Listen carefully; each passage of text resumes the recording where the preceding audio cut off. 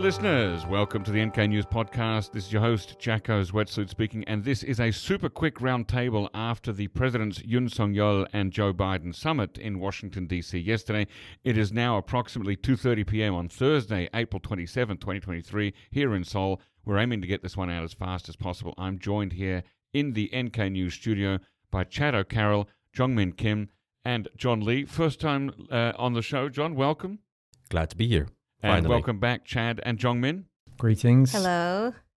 So, Chad, you texted me this morning with great urgency to say that this was the biggest event on the Peninsula calendar, so you wanted to talk about it right away. Why was this meeting so important? Well, it's the first time Yoon has been invited to meet President Biden over in the United States. And there was a surprising amount of content, material that came out of this particular summit that relates not just to South Korea and bilateral ROK US relations, but also a lot on trying to deter North Korea and, frankly, to try and stop South Korea having motivation to develop its own nuclear weapons, which we know has been a big topic. It certainly has. It's one that I've been discussing with a lot of people lately. Okay, so, Chad, what's the top line takeaway for you? Yeah, basically there's three sets of things that I've been looking into. Number one is increasing joint information sharing and coordination on actually how nuclear weapons could be used by the US to respond to a North Korean nuclear crisis on the peninsula. So that's one thing we can talk about. Then there's more about bolstering nuclear deterrence. Lots more threatening language about how the US and South Korea would respond if North Korea ever uses its nuclear weapons. Including a small-scale tactical nuclear weapon on, let's say, an outlying island, for example? There's no nuance whatsoever. It's just any nuclear weapons use. Okay. And then the other thing I found quite interesting, there seemed to be a lot of phrases included there which are, I'd say, intended to dampen publicly any South Korean government interest in developing an indigenous nuclear weapons program. So lots of recommitting to the Nuclear Non-Proliferation Treaty and thanking the US for having such a reliable nuclear deterrence on the peninsula, things like Extended. that. Mm-hmm. Yeah, and that's of course interesting in the context of the ASEAN plenum meeting that a couple of us went to a couple of days ago, where it was a very carefully curated group of panels in which there was a lot of positivity expressed about the idea of South Korea either getting its own nuclear weapons or having a redeployment of U.S. strategic nuclear assets here in Korea, isn't it? Including Mr. Bolton and Including Chung Mong-jun. Yeah, and also I would say Henry Kissinger subtly, at least, hinting at Korea's special situation that maybe we have to allow South Korea to, do things that otherwise would be unacceptable. So he's kind of hinting at and or implying strongly that maybe South Korea getting nukes is not such a bad thing as he thought it was in the 1970s when Park Chung-hee had the secret program to build nuclear weapons. Yeah, okay. Jeongmin, what's the top line takeaways for you? Well, among the things that Chad mentioned, my top line take is actually the focus is rather than anything new on deterring North Korea part, but I think the focus was more about deterring South Korea as well. Deterring both. It's just reading between the lines and the tones, comparing to past statements. Yep. There are a lot of added stuff that makes South Korea commit to a lot of things directly and explicitly, such as non-proliferation commitments and South Korea staying as a non-nuclear actor. When we look at the press conference that Biden did, they mentioned a couple of times that South Korea will remain as a non-nuclear country. So this extended deterrence bolstering is needed. And that's why we're creating this nuclear consultation group. And I guess another part is how people in South Korea will take it, which John will probably explain as well. There were a lot of hype up about what this group might be. There were the consultative group. Yeah. There were exclusive reports for weeks about how this might have been discussed between working levels during the working period of the summit.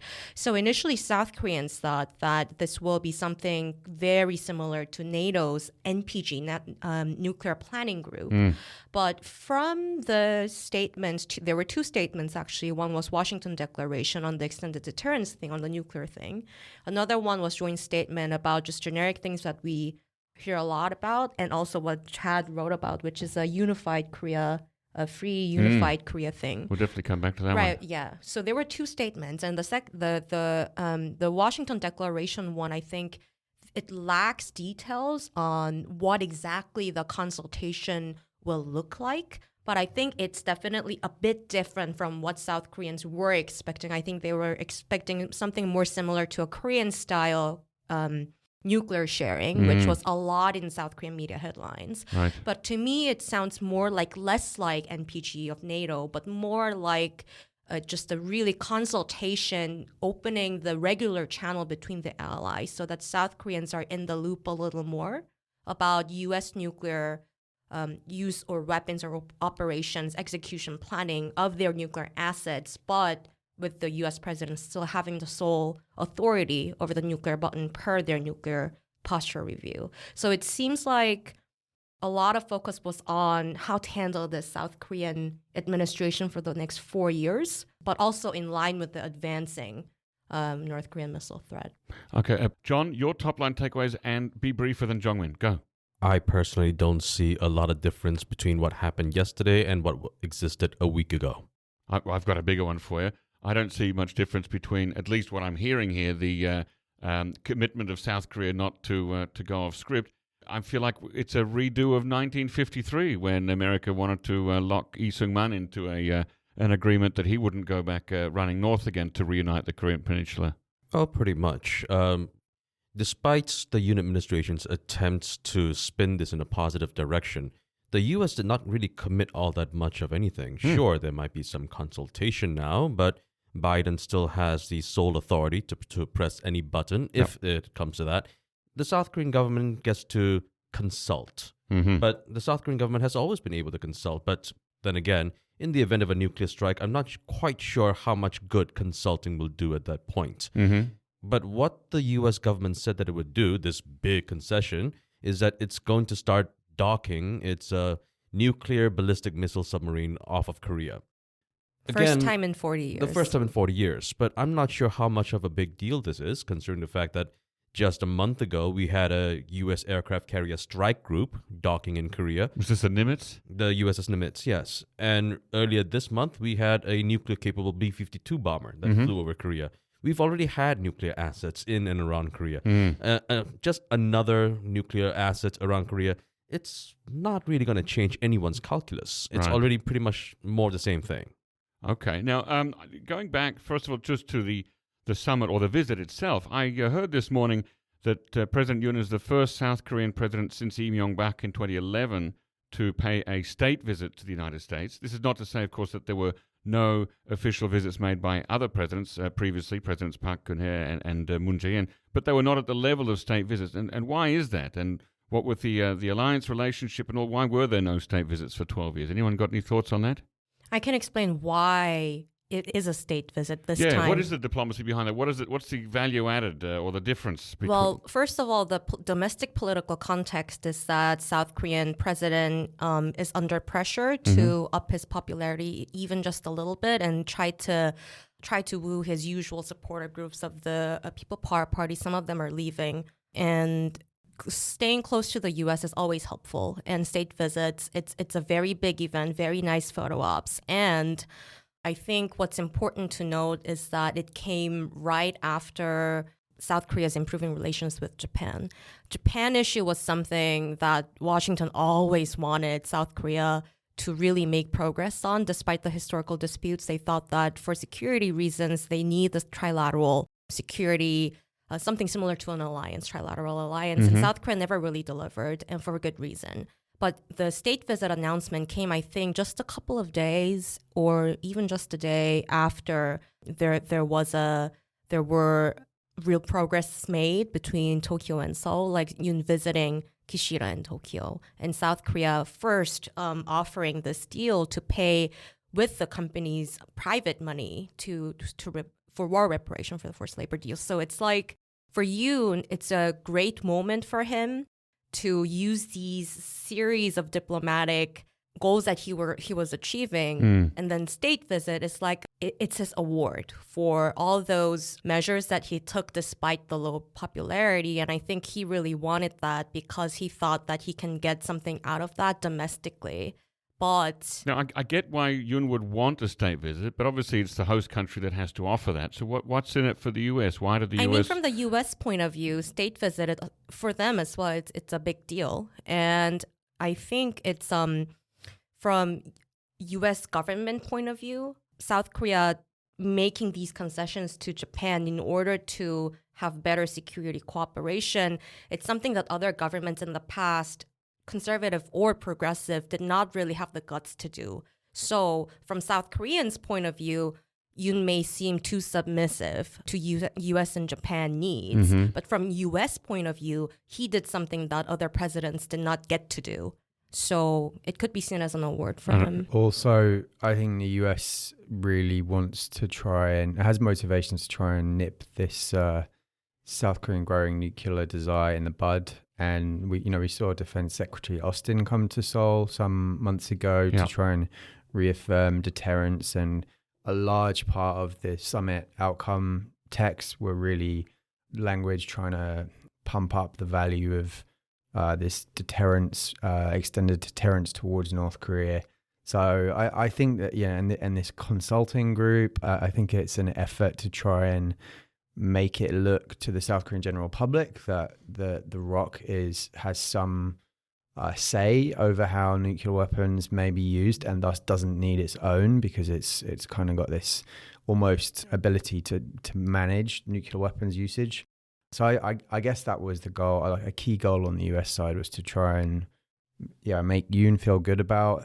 It's like a give and take reward. Like we give you this reputation and this big photo op that we can offer you that you can show to your domestic public, but you have to promise ABC that we really need. Okay, super briefly, what's the difference between this consultation group and the previous one that was here under Presidents Trump and Moon? The working group. EDSCG, you mean? Or I don't remember what the acronym was, but they had a group. There was a working group on sanctions and coordination relating to potential humanitarian aid and stuff like that. That was also started out of emerging frictions between the US and ROK, specifically on the point that I think the US believed that South Korea was maybe freelancing a bit too far, a bit too rapidly with North Korea. Talking about economic cooperation and growth and whatnot, Yeah, so it looks similar in structure to that. But I think it's really important to note that if you look carefully at what Biden said, he doesn't guarantee that there will be discussions on nuclear weapons use in all situations. He leaves open the possibility that as commander-in-chief, he has sole authority to use these weapons, and the implication is that he said we'll make effort. We'll make effort, but that's quite vague, and it's. But I think fundamentally, this is just like putting a small band-aid on quite a big wound. And what is that wound? The wound is that of growing South Korean desires to have an indigenous nuclear weapons program. And the thing is that this bandage that they're putting on this wound it's not going to be sustainable long term, because the drivers for the South Korean interest are continuing to increase. And we might have Trump back in 2 years. We have the recent Biden pullout from Afghanistan. We've got growing North Korean tactical and strategic missile capabilities, and much less to lose in Pyongyang than in Seoul if there's any confrontation. So, in other words, the underlying rationale for South Korea to have its own nuclear weapons is not going to be solved by this working group or John, pledges. Is there really growing public opinion that says we should get nukes in South Korea, or is that an opinion held mainly by elites? Polls constantly indicate that at least 70% of South Koreans want a nuclear weapons program. 70, okay, that is high. When the poll questionnaire adds that there might be sanctions, then that number falls to 55. But that's still quite a high number. That is high, yeah. And that number is not going to decrease anytime soon. Now, of course, we have to add the caveat that these questionnaires are not very specific. They don't say, if we plan to acquire nuclear bombs and we are going to put this nuclear installation in your town, then would you still support it? These questions are not very specific. So for now, it's still a general spirit of wanting nuclear weapons. But until South Korea really starts to feel the pressure, at least for the foreseeable future, that number will not dwindle, but it's also because South Korea is not yet specific about wanting to achieve that goal. I mean, we remember the scenes from 2017 when the THAAD missile battery was brought in to that former Lotte golf course, and there were people crowding the streets to stop the trucks from getting through. Let's just imagine if the US decided to redeploy a couple of its nuclear-tipped Javelin missiles, I'm just making something up, I don't know if that exists or not, to South Korea. There'd be people in the streets there blocking them too, right? Especially if it's in their town, as John hinted at there, right? And like fissile material facilities, like how would South Korean citizens, like residents, respond to something like that? Just 2 years ago, remember there was those heartbreaking scenes of parents of handicapped children begging parents of non-handicapped children, please let a school for our kids be built in their neighborhood. And the other parent says, no, we oppose it because it'll bring down the value of our apartments. That's the general spirit. That's the general spirit. Exactly. Yeah. So just starting with that as a base point, can you imagine any neighborhood hearing you're going to have some fissile material very nearby? Exactly. Yeah. And we were just talking about the indigenous development of nuclear weapons, but also I guess we have to differentiate that with redeployment of American nuclear weapons, I think, which was a little bit more relevant to the talking points of this summit. People were expecting maybe something similar to a redeployment of U.S. nuclear asset-ish stuff near or on the Korean Peninsula on the South Korean side. But I don't think that's happening because a senior White House official briefing just a few hours before the summit was explaining the Washington Declaration.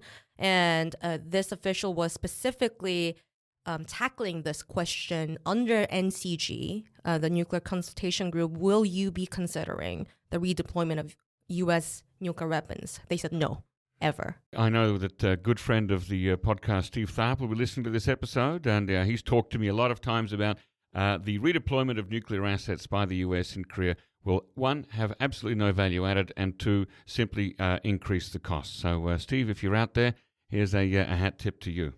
Okay, John, what does the summit mean for the South Korean domestic economy? How about the IRA? What's that all about? How's it affecting Korea? Has it got any breaks after this summit? Well, that's a very much more complicated question than nuclear weapons. Regarding the IRA, particularly with relations to EV, electronic vehicle battery makers, things are getting quite difficult for South Korean companies.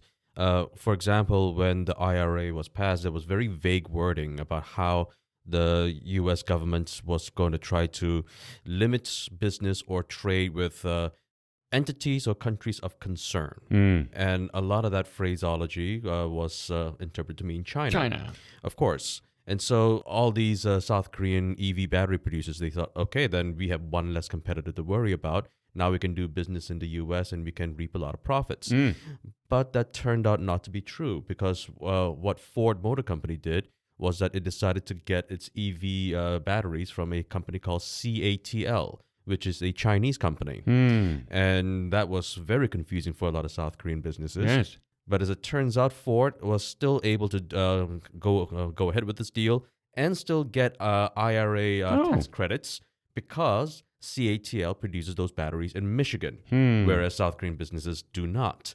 And so this has caused a lot of confusion and a lot of, shall we say, private grumblings. But there are some South Korean chaebol that are producing batteries or battery things in America, aren't and there? now there are new deals that was signed a few days ago, right? Yes. But although that's great news for the U.S. economy and for U.S. workers, that comes at the expense of South Korean workers. And so although this might help to line up these South Korean companies with their profits, this might not look so well for South Korean politicians who are eventually going to have to get votes from these people. Right. Okay. Gosh. So it sounds like a complicated one. Which are the companies that'll be happy after this summit, as far as you can see? Which companies would be happiest? Yeah. Well, SK is definitely going to be one of those companies that will benefit the most because they've just announced a $2 billion investment in the U.S., if I'm not mistaken. And Samsung, of course, they're GM's going to be happy. Oh yes, very much so. There's going to be a lot of business deals with all of these companies together, but all these big players, they're going to benefit quite handsomely. Oh, wow. Chad, moving back to the politics thing there, does the U.S. want a unified Korean Peninsula? Yeah, well, this was an interesting part of the communication that came out. There was talk of the U.S. supporting a free and peaceful unified Korean Peninsula, something along those lines. If we've gone back to the Cairo conference. It's interesting because the wording under President Moon, it was Trump in 2017 pledged support for peaceful conditions to stimulate a unification process, something along those lines, which implies agency for the North Korean side. Right. This was very reminiscent of Park Geun-hye era rhetoric from the Dresden days when she was talking about how unification would be a bonanza for the peninsula. And right. It basically sounds a lot more like absorption, because how can you have a quote free unified peninsula with the Kim regime? It doesn't really support free human rights plus activities. So I thought that was interesting. The other thing is that despite there being a few sentences rather about the value of diplomacy, there is nothing in this summit outcome that would suggest diplomacy is a serious goal with North Korea. There's no talk of carrots. There's no incentives for North Korea to talk. If anything, this is just going to make North Korea double down on its existing 5-year military plan. And then there was talk of the dire human rights situation in North Korea again, abductions, returning of POWs. These are all issues that North Korea considers non-starters at this stage. So again, if it's really about rekindling diplomacy, strange thing to include. So I don't know. I think my fear is that we're just seeing a sort of emerging slow motion military confrontation between all relevant sides, which is going to basically just, until at least the end of the Yoon administration, result in major shows of power, massive drills, strategic assets at least twice a year to correspond with the 2 drilling seasons, and then the result being on the North Korean side massive advances in all these weapons technologies and capabilities, and of course the big risk of miscalculation, accident, etc., leading to a mess.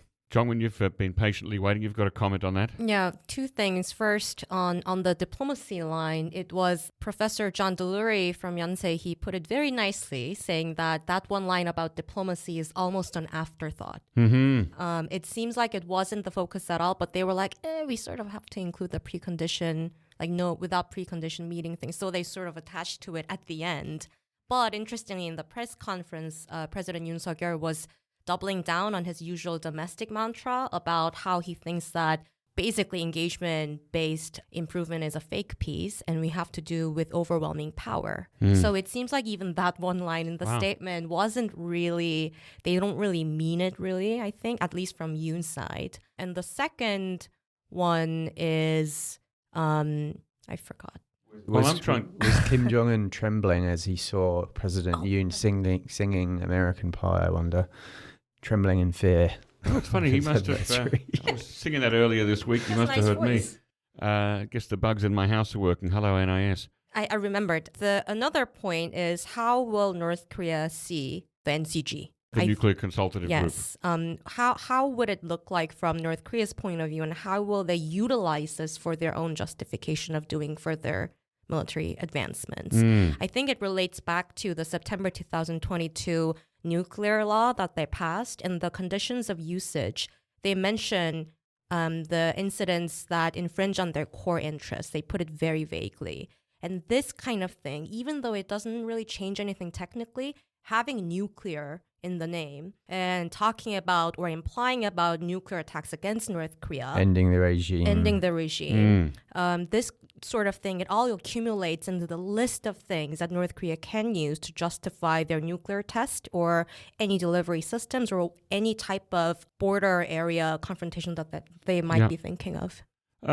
John, I was trying to remember the last time the US explicitly committed to the idea of a unified Korean Peninsula. Is that something they've said often, as far as you recall, or is that something they don't use that word much, it seems to me? Well, to be honest, I don't think what the U.S. wants or doesn't want regarding unification is all that important because, firstly, even if the U.S. says that, North Korea is not going anywhere, and North Korea, putting North Korea aside, even 60% of South Koreans don't really want unification either. Well, exactly. So that may be a bit cloth-eared by talking about unification now. That's true. But I'm casting my mind back to when it was a left-wing shibboleth here in South Korea that the US does not want a unified Korea, that it deliberately wants to stop a unified Korea because it's somehow a threat. And everyone's against unification of Korea except for the Koreans, people would say. But now it seems that things have flipped the other way a little bit. That pan-Korean nationalism quickly gives way when people find out that it's going to affect their wallets. Now, Jeongmin, speaking of wallets, I read about this LSAM-2 missile defense system that South Korea has approved $4 billion on. What's it all about, and what will it stop and what will it not stop? It's two, actually, LSAM-2 and also new MSAM systems. So these are long range and also mid-range. The LSAM-1, we already have the LSAM-1, which we tested last year successflying. Presumably that stands for surface-to-air missile, I'm guessing? Long-range surface-to-air missile system, which is used as intercepting flying North Korean missiles. So a missile to hit a missile? Yes. Right. So it's the second phase of the three-axis system after it flies. Yeah. LSAM-2 is supposed to be, so it just, excuse me, it just got the budget for developing for the next 10 years or so. And LSAM-2 is supposed to be targeting latest models of North Korean missiles, like the hypersonic missiles, actually. Right, the glide. Aeroballistic or cruise missiles as well, because the gliding phase things, that's really difficult to intercept, especially from South Korea. And one THAAD battery is not enough, and adding more battery, it complicates things with China. Yeah. That's why LSAM has been a very long-term goal for South Koreans, and they are having the latest one in the next 10 years, and the mid-range one will be added as well. And where would they be stationed? Any ideas? Unclear. No, okay. Right. I wonder how the neighbours feel about that. Let's see. So, Chad, how ironclad does the US-Korea alliance feel now? It's extra ironclad, it's extra linchpinny. Is there any, there's no daylight between the two? Probably. I mean, I think they've got a ChatGPT app for these. In fact, ChatGPT can do very accurate US ROK presidential statements. Just make sure it doesn't say lips teeth, because that's the other side. Yeah, iron rusts, no? Iron does rust. Yeah, stainless steel. Wouldn't that be better? Yeah, the list of cliches just goes on and on. Okay, but seriously though, big change or same old, really? In terms I mean, of the I alliance? think it remains to be seen what happens from this nuclear consultative group. Be interesting to see North Korea's response to this nuclear submarine when it comes through. But a lot of it is just retreading material that came up in the summit last year, redeployment of strategic assets on a regular basis, expanded US ROK military exercises. I mean, vis-a-vis North Korea, those two are probably the biggest things that changed. And that was only because Trump put those things on pause for so long. So, yeah, I just can't see how South Korea's appetite, desire for nuclear weapons is going to go away anytime soon. And when there are events like the Asan plenum that we just attended a couple of days ago, where the US is sending senior officials like Sung Kim to represent, and where the topic of discussion is so overwhelmingly about this issue, it's kind of almost it doesn't endorse it, but it's if the US is really opposed to this, it should actually be not attend these not send senior personnel to these events. It is funny messaging, isn't it, that in the very same week as the state visit, that we've got people on the other side with a very different and strong opinion for nuclear weapons. It's funny timing. I guess that's probably all we could say about that. What else do we have to ask about? Can I actually follow up on the ironclad question? Oh, please. Honestly, I think it hasn't been ironclad for the past few months or years even. Really? And this state visit was meant to make it a little more ironclad, as much better to U.S. liking, I think. Because if we look back, I think we have to look back at least until December or October last year, where there were a lot of growing concerns, particularly from the U.S. side, that South Korea is being too risky with its own responses to North Korea. There was a case where there was a North Korea drone incursion, and without consultation, South Koreans sent their own drones into North Korea, which was a breach of the armistice. There were tit-for-tat missile launches from South Korea, and one of them backfired into South Korean base. It almost hurt the soldiers. Right. And I think these kind of risks increasing from South Korean side, it gets in the way of the alliance becoming ironclad because they get to send these very confusing messages from both sides about what exactly deterrence is and the postures is supposed to be. So I think if you look at the Washington Declaration, there's a little bit of a paragraph where John can probably explain a little more about that, but there's a line about how President Yoon promised that he will work hard to work for the coordinated defense posture between the CFC under UNC, the Combined Forces Command, and South Korea's Strategic Command, which is going to be new. It's phrased very generically, like better coordination. Yeah. But reading between the lines, I could sense that because there was something going on that South Koreans lost trust a little bit, U.S. wanted a little bit more assurance that they wouldn't do anything off script. Right, come back on script. Yeah, John, do you want to add anything to that? Combining CFC with the ROK Strategic Command. Now, there are technical arguments for this because, as Jeongmin mentioned earlier, there were missiles that misfired and almost hurt South Korean troops.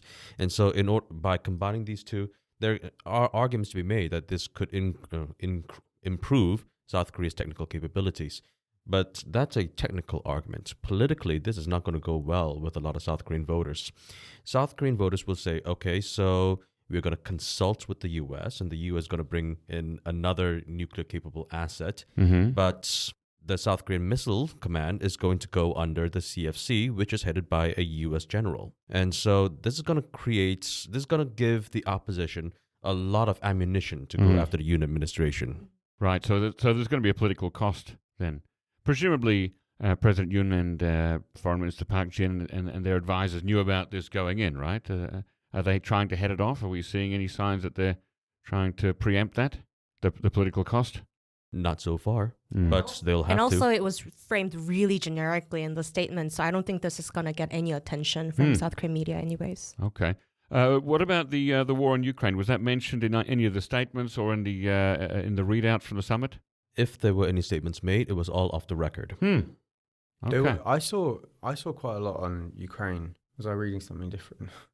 There was joint statement. There was the fact sheet, and then there was the press conference. And it not in the declaration. That is true. Yeah, it did come up though. What did you read? Lots of rhetoric about how unacceptable it is for Russia to have invaded, and rhetorical support from South Korea. But it did. I think even some finance from South Korea to help Ukraine, but nothing about weapons or anything. Yeah, that's what I mean. Like on lethal weapon for Ukraine, I guess that was another focal point that we were closely watching, but they didn't really explicitly state the commitment. If that was mentioned, it was off the record. Yeah. Okay.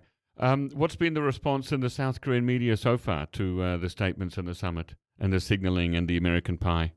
Well, American pie, it was actually via American journalists on the scene through Twitter. So it seems South Koreans didn't know about that yet. So I sent it to a bunch of people. Was it just a text Twitter or a video tweet? Video tweet. Oh, okay. So we have him on video singing. Yes. Okay. Did he do a respectable job? He does, yeah. Okay. But aside from that, I think a lot of focus was actually on the econ side of things, like the Netflix investment. $2.5 billion? I think so. It's a lot of money, as I recall. $2.5 billion. On Korean content on Netflix, right? Yes. In the next what? And then right 4 away, years. 4 years. Netflix issued this trailer about a story. It's a soap opera. It's a story of a girl who wants to study abroad in Korea to meet her Korean boyfriend, who turns out to already have a girlfriend. So it was released right after the Netflix investment. Oh, wow. I'm not sure if that's the best way to go forward with that kind of content. But anyways. Well, one other thing we spotted, which we're trying to look into more, is that South Korea announced it would be joining the Freedom Online Coalition. What is that? It's a group of governments who've committed to, quote, work together to support internet freedom and protect fundamental rights such as free expression, association, assembly, and privacy online. Now, yeah, the question in my mind is if South Korea is joining that, and under US chairship, this organization protects and promotes fundamental online freedoms, countering digital authoritarianism, and strengthening digital inclusion. Is that compatible with South Korea's approach to control of information online, such as North Korean propaganda, which, as we all know, is prohibited? So even the YouTube channels. Yeah. So it'd be interesting. We have someone, Shreyas, on our team is looking into that right now to try and find out more. That is interesting to follow up on. Well, for what it's worth, President Yoon, since the starting of the and after the inauguration, he kept mentioning that he does think that opening up the North Korean state media to South Koreans is okay. But they didn't follow up with that. Right, and I'm sure I remember at least as far back as President Kim Dae-jung that there was an announcement made that North Korean TV would be shown on satellite in South Korea. I don't remember that. Do you remember that happening, John Lee? I do. But of course, none of it really happened beyond mere rhetoric. So that we've seen announcements come and go that North Korean propaganda will be allowed more free rein in South Korea. I'd like to see it happen because, I think it actually takes away the strength of it a little bit if you let people look at it and realize how ridiculous some of it is. It would need to overhaul the national security law. Which is dating from 1949. And as Chris Green, hello if you're listening, Chris Green, likes to remind me, almost no political party is going to spend the political capital required to overhaul or to abrogate that law. That law is also, as you say, written many decades before the existence of the internet. Yeah, before the existence of the Korean War even. So I think there is some level of flexibility on how one interprets that law and or how one prosecutes it and executes it. Yeah. Has North Korea released any statement, rebuttal or response to the summit, either verbally or non-verbally? Sending some piece of metal into the sea, for example. Nope. My bet would be maybe Kim. Oh, are we betting now? Okay, let's do bets. Kim Yo-jong's statement the next day or two. That's my bet. Mocking the singing. Surely, I just feel knowing. It's just such a good material for her to make fun of. And having seen some of Kim Yo-jong's tone before, that I feel like this would almost be a missed opportunity for her not to say something. I think she'd be a good journalist who creates the best headline that gets the clicks. Clickbait, yeah. The better bet would be who's going to make fun of him first, the North Koreans or the South Koreans. Well, okay, that could be a race. So, Chad, you were betting though. I'd say, she might have a bone to pick with the South Koreans about some of what was announced. What do you think? I think Kim Yo-jong's statement plus something from even at one point the chief of staff of the army, North Korean army. Yeah. Because this is a very technical military thing that they're handling right now. And in those cases, sometimes the head of North Korean military issues a very lengthy statement saying how this is a threat to North Korea and what kind of measures that they will be taking. So they, in the past 1 year, I think, they were very clear with what kind of military response and countermeasures that they will be taking, and they followed through with that. So I'm expecting that at one point. All right. John, final thoughts from you? Things that you're watching or that you expect to happen? Well, President Yoon might hope that this is going to improve his approval rating. But unfortunately for him, I don't think it will. What's his numbers at most recently? 31% before he left. And I don't think it's going to go much higher because the South Korean public doesn't really, nuclear submarines, that kind of thing doesn't really resonate with South Korean voters. And as far as the IRA goes, as far as economic development goes, sure, a lot of memorandums of understanding have been signed, but memorandums of understanding are not contracts, and they have not yet translated to actual exports or jobs for a lot of South Koreans yet, despite what President Biden and Yoon said during the press conference. So when President Yoon returns, he might not get that very warm welcome that he might be hoping for. Okay. When is he expected back? April 29th. Okay, that's Saturday, right? Over the weekend, yes. Over the weekend. Yeah, so I looked at our NK Pro missile tracker, and it was the last summit was on May 21st last year, and on May 25th we had North Korean ICBM, North Korean short-range ballistic missile ×2.